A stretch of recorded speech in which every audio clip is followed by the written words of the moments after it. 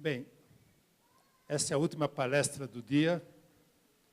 Muita coisa já se falou, né? E eu vou começar quebrando paradigmas, né? Todo mundo falou de pé, eu vou falar sentado. A primeira quebra de paradigma. Todo mundo usou PowerPoint, né? Eu não tenho nem Power, nem Point. Então, vai ser mesmo na exposição desse tema do amor esponsal como fonte de espiritualidade e missão eclesial. Os que falaram de manhã, né, ficaram depois para as perguntas, né? Vou quebrar outro paradigma. Eu vou embora após a palestra. Porque eu tenho o voo às 7h, preciso retornar ao Rio de Janeiro, porque amanhã temos o Dia Nacional da Juventude, né? Eu sou responsável pela Pastoral da Juventude lá no Rio de Janeiro, então preciso estar presente junto com os jovens, porque ai de vocês se você não estiver onde eles estão, né? Então a gente tem que se desdobrar para estar onde eles estão, né? E não vou quebrar um último paradigma, não vou quebrar, porque vou começar minha palestra de uma forma bem paradigmática. Nunca se ouviu dizer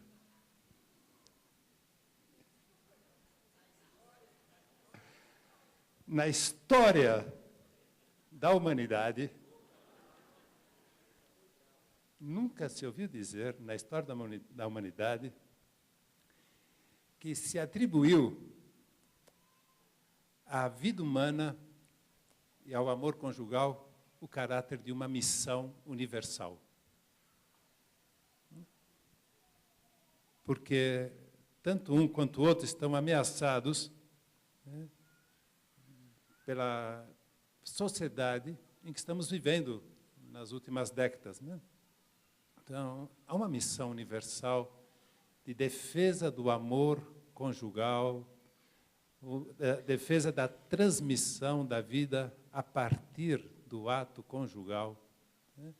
A defesa da concepção e do desenvolvimento desse dom que Deus concedeu como uma bênção, né, ao amor conjugal, né?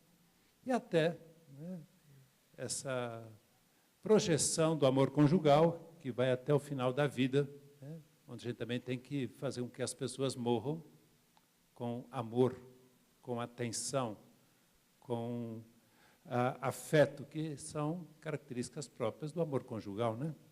Então, nunca se ouviu dizer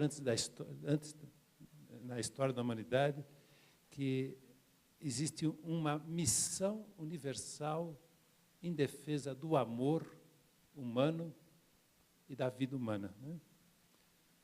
Tal missão adquiriu uma importância tão grande, né, que até em constituições e tratados internacionais, né, existem artigos que defendem, né, essas realidades, né?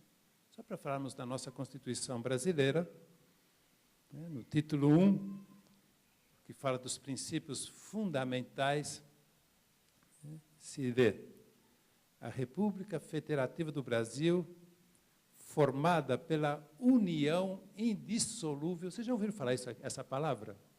União indissolúvel. Não parece que está falando do amor conjugal que leva a uma união indissolúvel, né?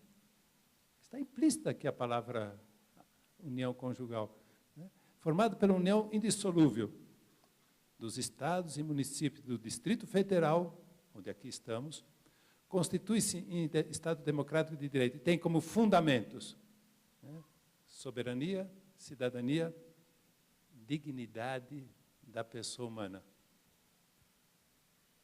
E depois, os valores, né? A doutora Elizabeth dizia que hoje em dia parece que se tenta arrancar da cultura a palavra valores, mas na nossa Constituição está a palavra valores como fundamento do Estado democrático, os valores sociais do trabalho, da livre iniciativa e o pluralismo político. Aqui aparecem palavras que foram muito pronunciadas durante o dia de hoje, né?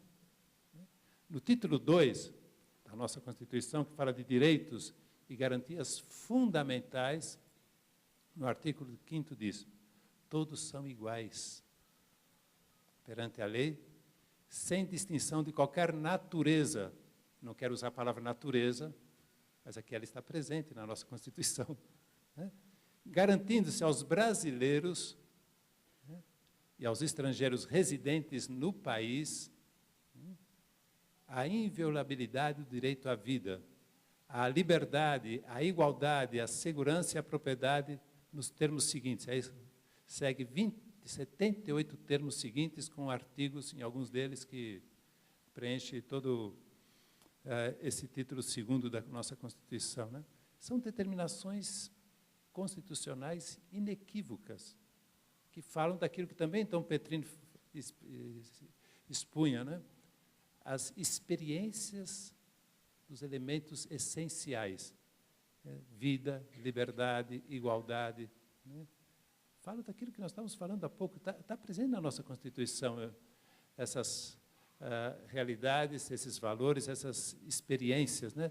E apesar de determinações tão inequívocas, né, a sociedade e a cultura atual parecem viver numa crescente tolerância e até mesmo numa explícita aceitação do desprezo pelo amor humano e pela vida humana.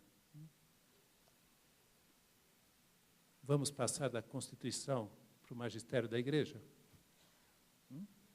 O magistério da Igreja pensar apenas um documento, né?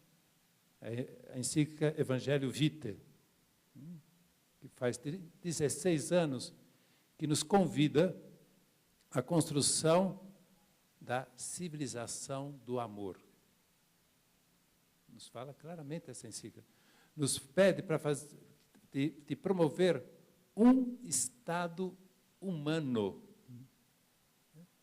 Pede-nos que formemos um povo da vida e pela vida. E o que é muito interessante também nessa encíclica, né, coloca-nos diante da responsabilidade de fazer uma renovação da sociedade. Isso não vem ao encontro do que nós estamos tratando aqui nesse congresso? Construir a família por amor, com amor e para o amor.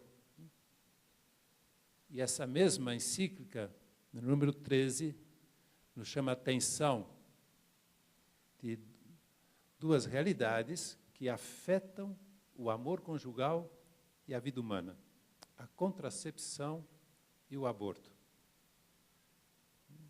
E nesse parágrafo 13 da encíclica, João Paulo II, o beato Papa João Paulo II, dizia: apesar de terem natureza e peso moral diversos, a contracepção e o aborto, eles surgem com muita frequência intimamente relacionados, como frutos da mesma planta. Que planta é essa? Que causa frutos tão amargos, frutos tão nocivos para a vida da pessoa, para a vida da família, para a vida da sociedade, e impede que exista realmente um Estado democrático, um Estado de direito. Que planta é essa, né? Continua João Paulo II no número 13. Tais práticas contraceptivas e o aborto afundam suas raízes numa mentalidade hedonista e na desresponsabilizadora da sexualidade. Mentalidade hedonista e uma mentalidade que não quer responder diante da beleza da sexualidade humana, como já foi apresentado claramente durante esse dia, né? E continua: e supõe um conceito egoísta da liberdade, que vê na procriação um obstáculo ao desenvolvimento da própria personalidade. Quando acabamos de ouvir, né, que é justamente o contrário, a realização pessoal se dá através justamente desse conceito de que ser pai, ser mãe, viver intensamente, unitivamente e fecundamente o amor conjugal é que realiza as pessoas, né? E aqui vem um parágrafo que nos toca profundamente, né? continuando no número 13 da encíclica, a vida que poderia nascer do encontro sexual torna-se assim o inimigo que se há de evitar absolutamente. São duras essas palavras, mas são claras. Assim é vista a vida, o dom, o fruto do amor humano, como um inimigo. E por isso, quando falha a contracepção, o aborto é a única solução, conforme defende pessoas que, assim, levadas por uma mentalidade hedonista e por uma falta de responsabilidade com a sexualidade humana, consideram que são as soluções. Garantida pela Constituição e por tratados internacionais, se vê que não é suficiente. Defendida e anunciada como dom de Deus pelo magistério da Igreja, se vê que as afirmações da hierarquia não são aceitas. Então é preciso, mais do que em épocas passadas, nunca se ouviu dizer na história da humanidade. É preciso que as pessoas casadas, ou que pensam se casar, assumam um compromisso heróico em favor do amor conjugal e da vida humana. Porque não é suficiente constituições, leis, tratados internacionais. Não é mais suficiente. Nessa cultura que marcada pelo hedonismo e a falta de responsabilidade com a própria sexualidade, não há lei que garanta que não vai continuar havendo contracepção e aborto. A Igreja está falando, o magistério da Igreja está aí, com uma abundância de doutrina, e tudo que vimos hoje aqui brota dos ensinamentos da Igreja, e falamos da familiares consorte de 30 anos atrás para cá, falamos da catequese de João Paulo II, da teologia do corpo, né? É uma riqueza imensa que a gente tem na Igreja, mas não se tem canais para que essa riqueza possa chegar ao povo, chega a nós. Nós temos depois ser outros canais, mas urge que a gente assuma um compromisso heróico em favor do amor conjugal e da vida humana. Porque se nós, como católicos, não assumirmos essa nossa missão, continuarão as lutas só contra leis, sentenças judiciárias, ONGs que atuam nessa linha. E nós não temos que lutar contra. Chegou já a hora da Igreja trabalhar com construtores de uma nova sociedade. Por isso, o amor conjugal tem uma tal natureza e gera tantos valores essenciais para a pessoa humana e para a sociedade, que nós não podemos mais deixar de considerar isso um caso particular. Não podemos ver o amor conjugal como apenas uma questão para ser vivida a dois, e, no máximo, dentro do âmbito da família, quando esse amor conjugal também leva ao amor paterno e materno, né? E nos seus 3 estratos, hein? Vou repetir o que já se falou, né? Mas o amor conjugal, nos seus 3 momentos fortes, deve ser transformado numa missão eclesial. E esse amor conjugal tem que se retroalimentar na sua espiritualidade conjugal. Esse é o título dessa palestra, Amor Esponsal como fonte de espiritualidade e missão eclesial, né? Já se falou do Eros aqui. Já falou da sociedade erotizada. Mas não falou do Eros no seu verdadeiro sentido, né? É a atração ou a inclinação sensível, aqui está o padre Rafael para não me deixar mentir, né? Inclinação ou atração sensível pelo belo corporal. Isso é o Eros. quando se fica cego, como vimos no slide, né? Quando se fica cego, né? Aí sim cai no erotismo, cai na erotização da sociedade e na erotização do ato conjugal, né? E se procura ter uma performance, palavra tão feia para ato sexual, para o ato conjugal, ter uma performance melhor, né? E aí se busca, né, meios eróticos, porque as pessoas estão cegas, estão se desresponsabilizando pela sua sexualidade, né? Estão perdendo a beleza daquilo que Platão dizia do Eros. No seu Diálogos, Platão diz que o Eros é o ímpeto da ascensão até a contemplação do divinamente formoso. O ímpeto de ascensão até contemplar o divinamente formoso que existe no corpo humano e que atrai. Né? Atrai e é um extrato, um nível importante do amor conjugal, a atração física. Por isso, o homem e a mulher devem cuidar da sua beleza física, né? Ao longo de toda a vida. Isso não é vaidade, isso é a missão. A missão do homem e da mulher é cuidar da sua beleza física. Parece que a mulher cuida mais do que o homem, né? O homem fica parrigudo, careca, né? Vai se descuidando. A mulher cuida mais, né? Vai se cuidando melhor, mas às vezes também a mulher é descuidada nisso, né? Isso é uma erotização. Quando se descuida o que há de divinamente formoso e que cabe ao amor conjugal contemplar através do seu nível erótico, né? Então, o Eros perde seu caráter, né, espiritual e se deixa de cumprir nesse nível a sua missão eclesial.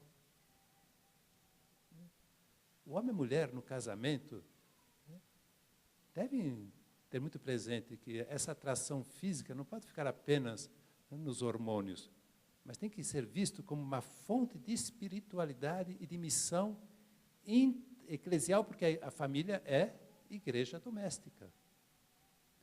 Por isso, o Eros é o caminho recém-iniciado para viver a espiritualidade do amor conjugal e para cumprir com a missão que o amor conjugal tem na família e desde a família.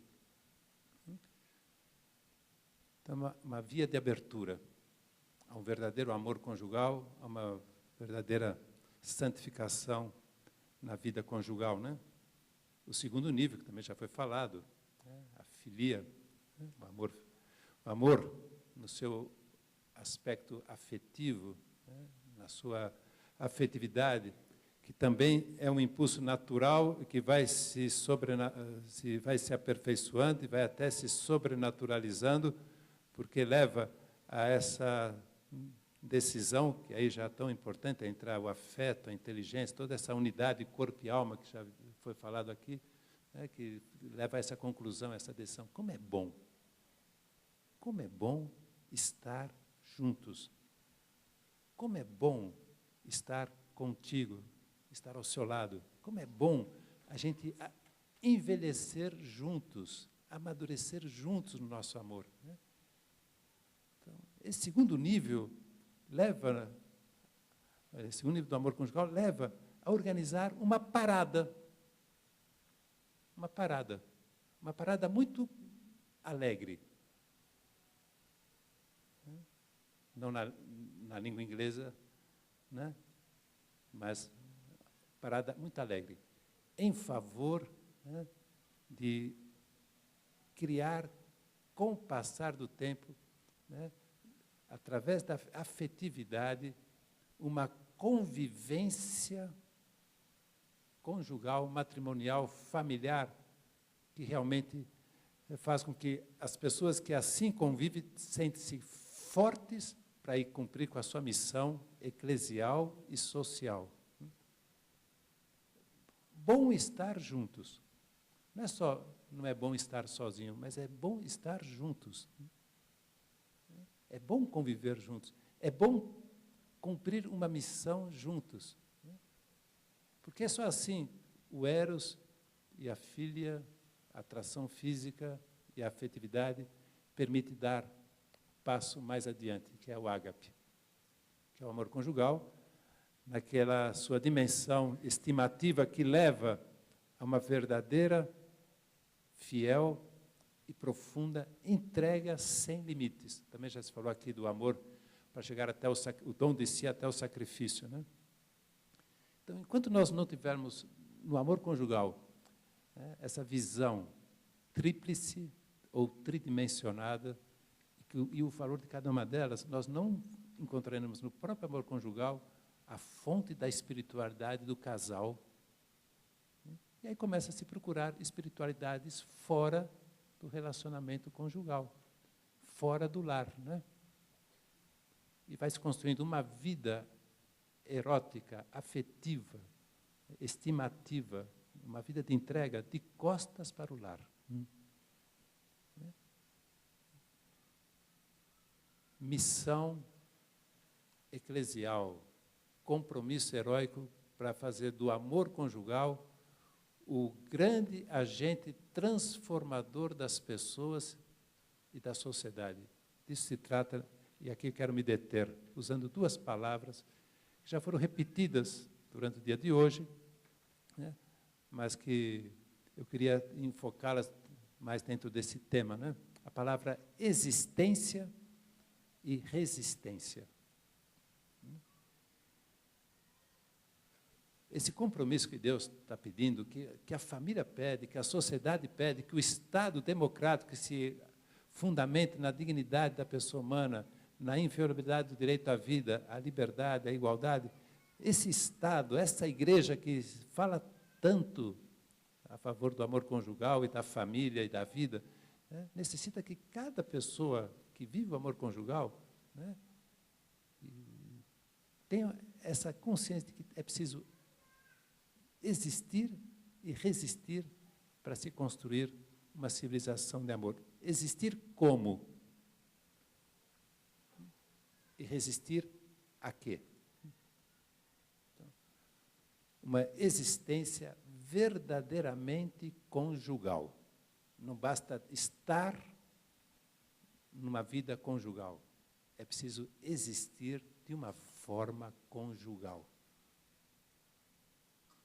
Senão o amor conjugal nunca vai ser fonte e nunca vai ser vivido como uma missão. Existir conjugalmente é existir conjugando, isso não é trocadilho, existir conjugalmente é existir conjugando corretamente o eu, o tu e o nós. Já se falou muito disso aqui, eu vou apenas reforçar o que já se falou, né? E, fazendo uma citação que parece que não tem nada a ver com amor conjugal. Efésios 1, 4, 6. Alguém se lembra dessa citação? Eu vos escolhi, na homilia de hoje de manhã, né? Então Leonardo falava justamente isso, escolhidos, né? Eu vos escolhi, desde antes da criação do mundo, a fim de ser, na caridade, no amor, santos, perfeitos e imaculados, puros, isentos de impurezas que degradam o amor conjugal, que degradam a dignidade humana, que degradam a família, que degradam a sociedade. Eu vos escolhi desde antes da criação do mundo, a fim de ser, na caridade, santos e imaculados. Efésios 1, 4, 6. Eu vos escolhi. Deus escolheu o tu para o eu. Então, eu só me realizo, né, como pessoa humana se eu vivo um relacionamento correto, se eu conjugo corretamente essas duas realidades, eu e o tu. E onde é que está o eu, onde é que está o tu? Para que haja uma fonte de espiritualidade no amor conjugal e para que se viva realmente uma missão a partir do amor conjugal. Onde está o eu, onde está o tu? O eu sempre está atrás do tu. Quando o eu fica na frente do tu, o amor erótico transforma-se no amor erotizado. Quando o eu está na frente do tu, o amor filia transforma-se no amor serviçal. Tu tens que me servir. E um servilismo que degrada o amor conjugal. Quando o eu está na frente do tu, não se quer dar ao tu esse enriquecimento, essa realização para que seja pai ou mãe. Então não tem nem o tu, passa a ser instrumentalizado, passa a ser um objeto, e o nós nem está presente. Então, e aqui é um exemplo magnífico de espiritualidade conjugal e de missão eclesial dado por Nossa Senhora. Porque é o único episódio que se conhece após o nascimento e fuga para o Egito e retorno, daqueles 30 anos de naturalidade, de igualdade com as demais pessoas de Nazaré, daquela vida, como é chamada, a vida oculta de Cristo. O único episódio aos 12 anos.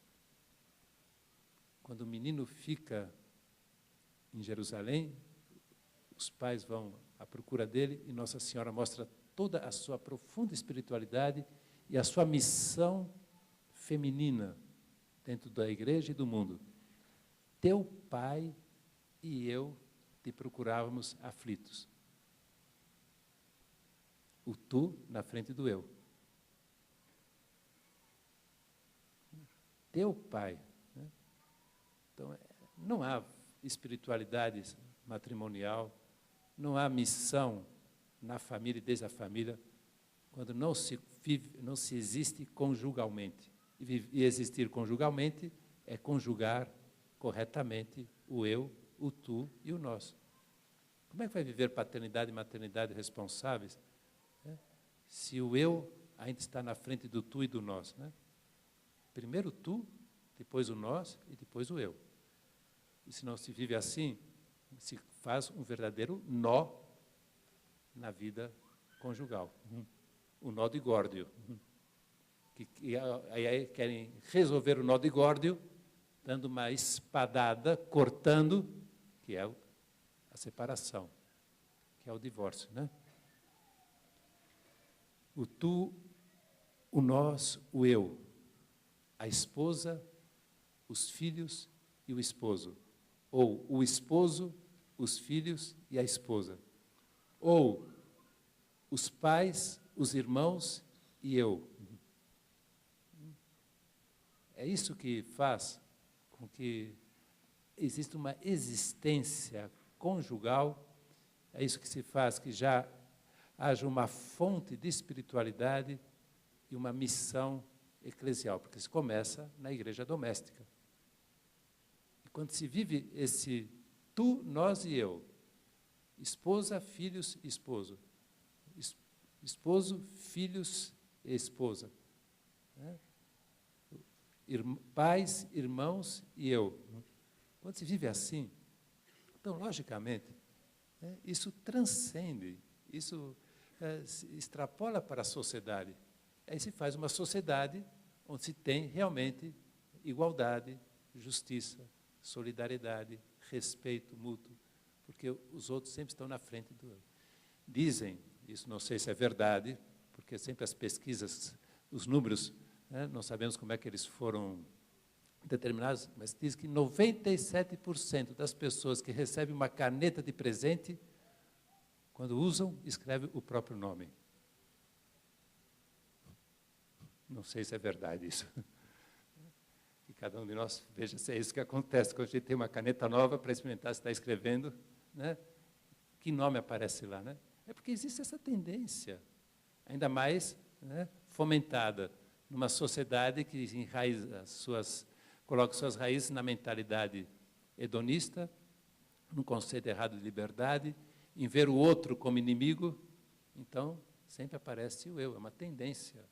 Não digo que é natural, mas sim foi causada pelo pecado original, que desordenou a nossa natureza, e temos que, com o esforço pessoal e com a graça de Deus, ir retificando, aplicando em nós a vida que foi gerada, como falou a doutora Elizabeth, na cruz, uma vida fecundíssima, que é a vida nova que Cristo injeta em nós através dos sacramentos. Então, existir como casal, existir como família, tendo amor conjugal corretamente conjugado, é fonte de espiritualidade, é fonte de santidade, é fonte que transforma as pessoas naquilo que elas são de verdade, a imagem e semelhança de Deus. E não só a imagem e semelhança de Deus na individualidade. João Paulo II também trouxe esse enriquecimento, essa verdade da fé, que fomos criados à imagem e semelhança de Deus na nossa individualidade, mas também na nossa sociabilidade, na conjugalidade do casamento. Também ser dois, ser três, ser quatro, não o C4 do Citroën, ser três, C2, C3, C4, C5, também tem que ser a imagem e semelhança de Deus.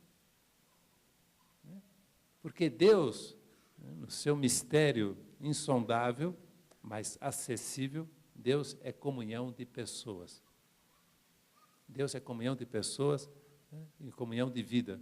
E ser criados como homem, como mulher, à imagem e semelhança de Deus, não quer dizer apenas na nossa individualidade, mas na nossa conjugalidade, na nossa sociabilidade, na nossa colegialidade, na nossa eclesialidade.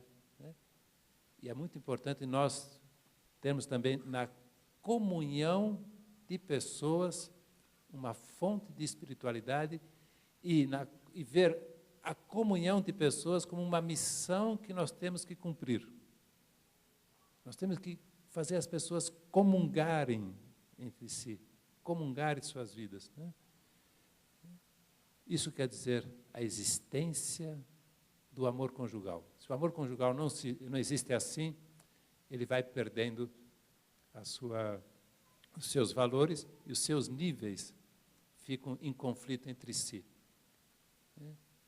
E uma casa dividida contra si mesma não subsistirá.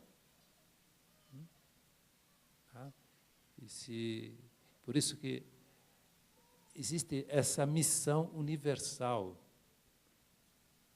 com a qual nós temos que estar heroicamente comprometidos em transformar o amor conjugal numa fonte de espiritualidade, que começa a brotar essa fonte quando se vive conjugalmente. E a resistência do amor conjugal. A segunda parte que eu queria desenvolver aqui nessa palestra, tornar o amor conjugal um amor resistente. Não apenas uma resistência passiva, não permitir que entre como osmose na inteligência e na vontade essa mentalidade que João Paulo II se referia a ela no Evangelho Vitae, número 13. Não se trata só disso. Não se trata de ficar numa espécie assim, de garrafa térmica que não troca calor com o ambiente, me protegendo o meu amor conjugal, protegendo a minha família, protegendo os meus filhos. Essa semana, num jornal lá do Rio de Janeiro, saiu também uma pesquisa feita no mundo inteiro sobre o uso de internet. E se o Brasil não ocupa primeiro lugar em educação, está ocupando o primeiro lugar no índice, no uso de internet.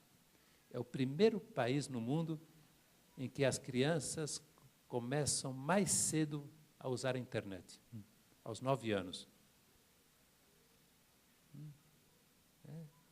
67% dos pais, segundo essa pesquisa, eu não coloco aqui números como se fossem absolutos, mas apenas estou passando uma informação.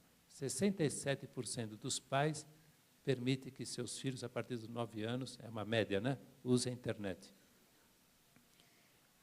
38% dos pais sabem o que os filhos estão vendo na internet. E quem projetou essa pesquisa, nas suas conclusões, dizia justamente isso, né? Como os pais se preocupam muito com quem os filhos estão andando fora de casa. E não estão se preocupando com quem os filhos estão convivendo dentro de casa. Então, não se trata apenas de fazer uma resistência passiva e não permitir que os filhos fora de casa, né, não ande com essa e com aquela pessoa, não frequente esse e aqueles ambientes, né, não cuidado com os estranhos, cuidado com a droga, cuidado com o álcool, cuidado com a violência, né, cuidado para não ter uma gravidez na adolescência. Não se trata de uma resistência passiva, mas de uma resistência ativa.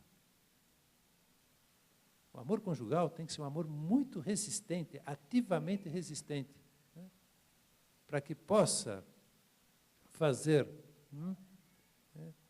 da pessoa humana uma pessoa capaz de viver no meio de uma sociedade hedonista, né, erotizada, né, relativista, né, consumista, e manter a sua personalidade e ter o seu caráter, né, e não se deixar levar por uma correnteza que afasta as pessoas boas, que receberam uma boa educação, né, e que vai levar essas pessoas, né, por um buraco, né? Por um buraco. Então, nós temos que ver se o amor conjugal está sendo fortalecido para poder oferecer uma resistência ativa através de estratégias muito bem estudadas e bem executadas para agir nos diversos segmentos da sociedade, da cultura. Então, Petrini expunha isso hoje, né, falando dessa necessidade de a gente dialogar com o mundo e não fugir do mundo, né, de não enfrentar o mundo. Chega de enfrentar o mundo, vamos, né, dialogar com o mundo. Vamos mostrar que, com um amor conjugal resistente, com uma família, né, estrategicamente bem estruturada, bem desenvolvida, como é possível mostrar outro mundo para as pessoas, outra cultura para as pessoas. Comentava há pouco, conversando com alguém, que assistia no YouTube uma matéria feita nos Estados Unidos, né, onde, no momento, uma pessoa jovem fez a seguinte afirmação: os jovens estão cansados de viver no mundo sem Deus.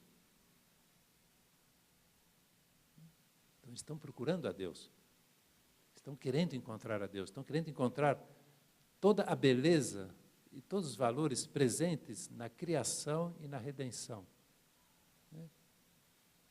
E como vão encontrar isso? Nas escolas, nas universidades, né, na convivência social, nos barzinhos, nas discotecas, né, nos shows, né, na família, né? Uma família, né, estrategicamente organizada, né? Uma família, né, que tem uma resistência ativa, não porque fala, toma cuidado, não faça isso, não faça aquilo, mas porque vai dando, né, espiritualidade.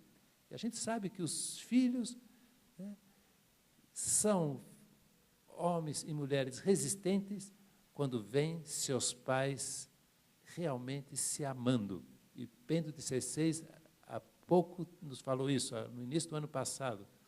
Os filhos têm o direito de ver os pais se amando, numa relação de intimidade, não numa relação íntima, mas numa relação de intimidade. Então, que nós pensemos um pouquinho, né? Há uma estratégia intrafamiliar para que os filhos vejam isso? Há um plano bem pensado, bem estudado, para que a família se fortaleça? Eu confesso, né, já que estamos aqui em clima de família, né, não apenas no congresso, eu confesso que o meu maior fracasso sacerdotal, falo isso com todas as letras, o meu maior fracasso sacerdotal é conseguir que os casados, né, conversem pelo menos uma vez por semana sobre eles, né, e não sobre filhos, problemas familiares, problemas administrativos, política, o que aconteceu no Jornal Nacional, o que viu no Fantástico, né, o que assistiu na novela. Outro dia pedi para uma pessoa que estava com um conflito familiar muito forte, né? Falei, ó, então você dê um presente para essa pessoa que você odeia, né? Ela falou, impossível. Aí eu ingenuamente fui dando sugestões, né? Compre um vestido para ela. Não sei qual é o gosto dela. Flores, ela não gosta de flor. Falei, compre o que você quiser.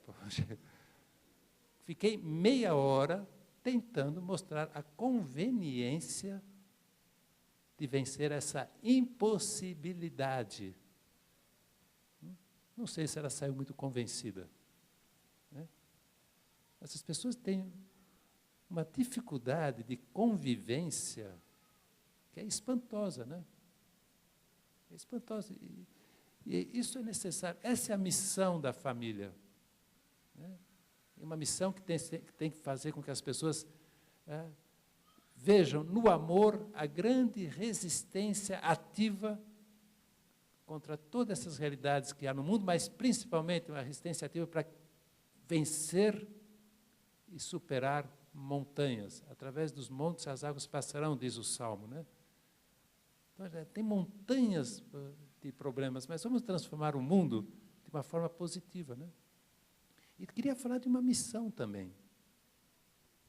Uma missão agora exclusivamente, não é da família, mas a missão dos esposos. Fazer do ato conjugal uma missão.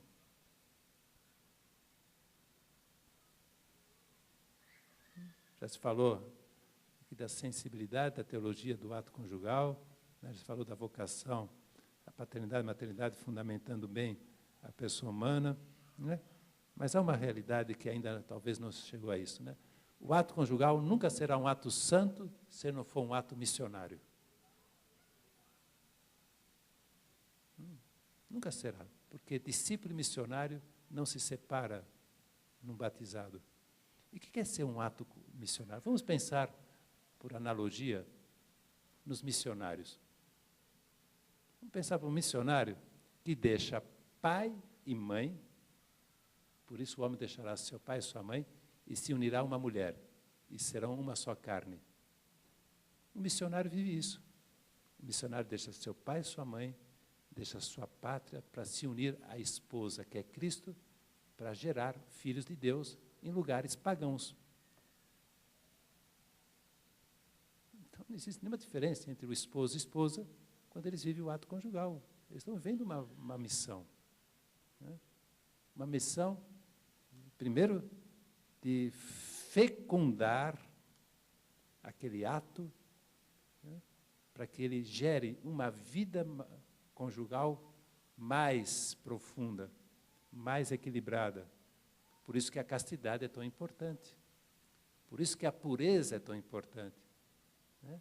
Por isso que esse ato não se fica, e isso ainda está muito metido na cabeça de católicos, não se vive naquele o que eu posso e o que eu não posso fazer.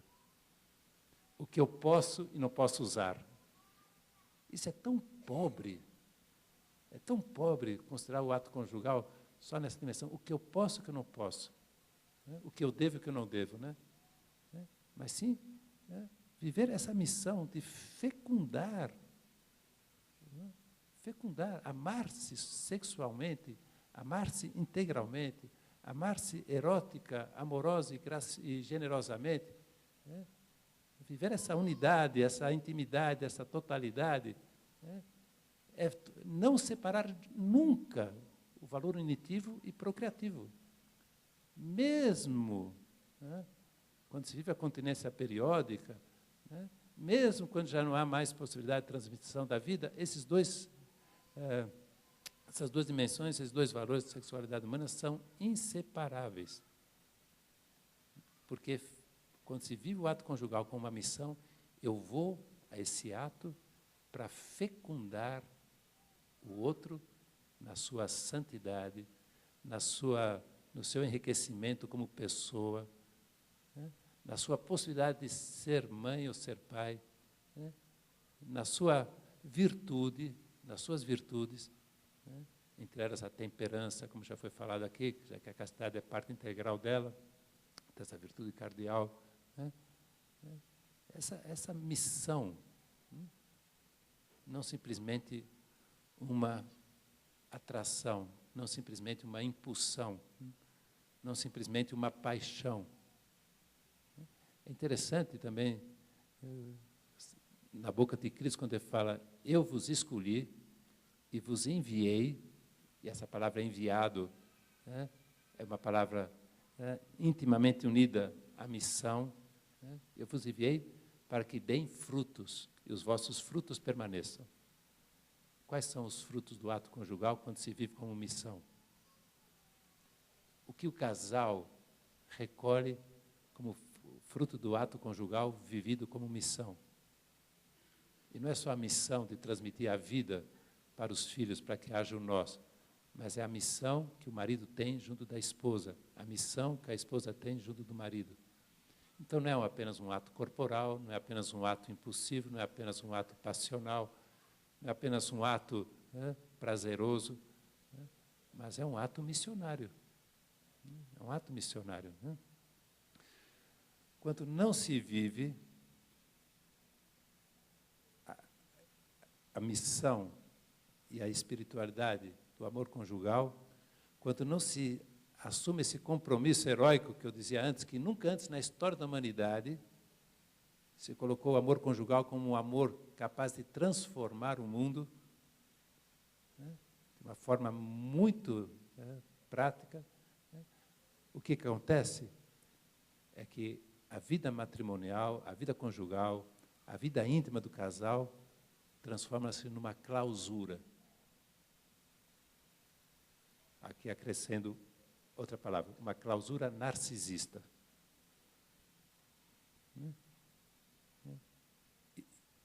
E nessa clausura se vive, né, um amor visionário.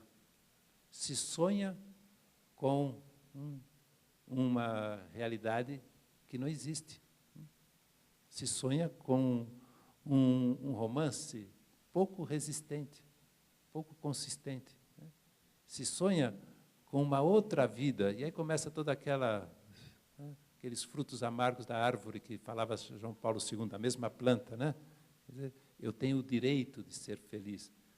As pessoas não se deve falar tanto de deveres, mas também não se deve falar tanto de direitos.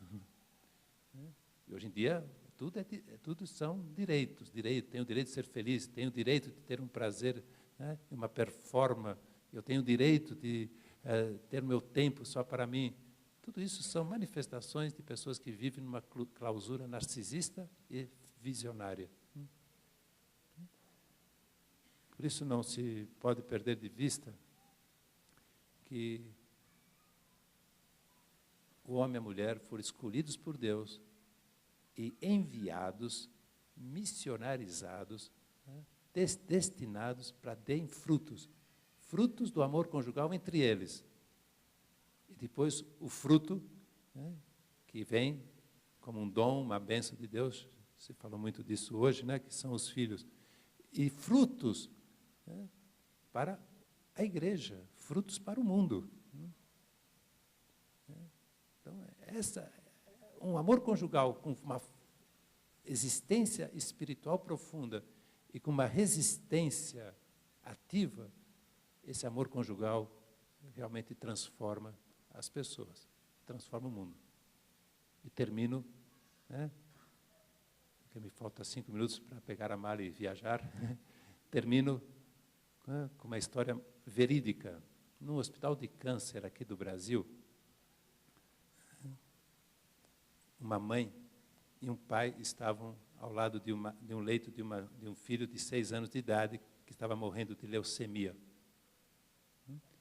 E diante do futuro, né, que já não mais se vislumbrava para aquela criança, a mãe lhe perguntou: meu filho, o que você quer ser quando crescer?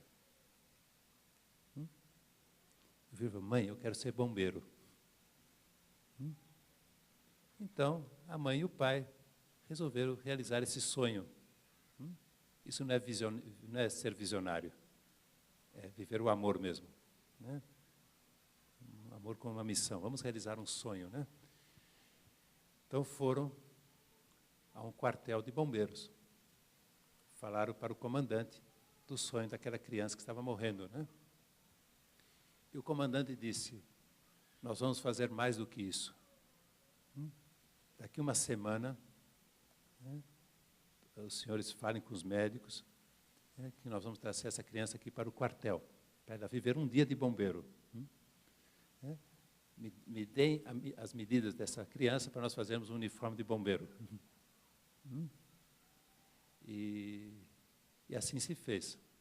Uma semana depois, chegou, né, 3 carros de bombeiro no hospital, né, precedidos pelo carro do comandante. Foi aquele escarcéu, aquele barulho, né?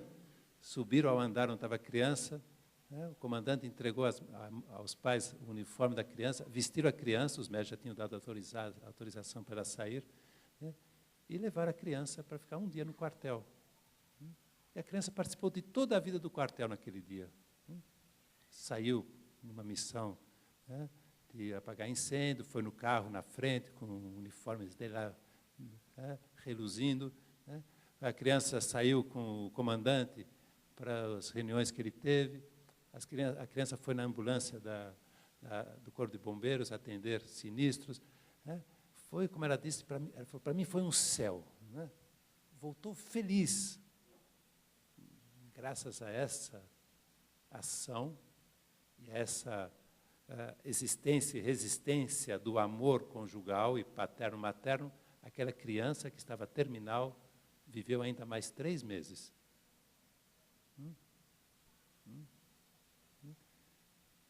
No dia que os médicos avisaram que a criança estava já morrendo, os pais foram chamados e a mãe se lembrou do comandante.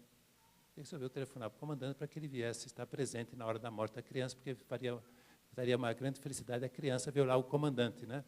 O comandante atendeu o telefone e respondeu: nós não vamos fazer só isso. Avise a direção do hospital que a corporação irá ver essa criança no momento da sua morte, né? E mais outro escarcéu enorme, né? Ambulância, carros de bombeiro, correndo pela cidade, fazendo barulho, chegaram em frente ao hospital, todo mundo lá assustado, está pegando fogo no hospital, não se viu uma fumaça, armaram a escada Magiros, subiram 16 soldados pela escada Magiros, entraram pela janela do quarto da criança, né? Aquele espetáculo, né? E a criança só pôde sorrir para aqueles homens e fechou os olhos e morreu, né? Moral da história. Nós vamos fazer mais do que isso. Nós não podemos ficar apenas, né, defendendo o nosso amor conjugal, defendendo a nossa família, defendendo os nossos filhos, né? É preciso assumir esse compromisso heróico de fazer com que o amor conjugal seja, né, o meio de transformar as pessoas e transformar o mundo, né? Porque pior do que querer fazer e não poder, porque só Deus, em Deus o querer e o poder são iguais, pior do que querer fazer e não poder é o poder fazer e não querer fazer. E a vocação matrimonial, a chamada a viver o amor conjugal, o amor paterno-materno, é uma vocação divina, que implica, né, busca da santidade e cumprimento de uma missão. Né? A missão e a santidade e missão que estão profundamente unidos. Não se pode ser santo sem ser missionário, não se pode ser missionário sem ser santo. Então, nós temos aqui nesse congresso um bom planejamento natural da família, transformar a família numa fonte de espiritualidade e de missionariedade. e vou quebrar o paradigma. Tenho que terminar porque se eu não pegar o avião hoje, posso pegar amanhã, mas os jovens vão me matar amanhã. Se eu não estiver lá às 9 da manhã para acolhê-los e para celebrar a missa para eles, né? Ainda mais que é o primeiro evento da juventude carioca após a cidade ter sido escolhida para a sede da Jornada Mundial da Juventude.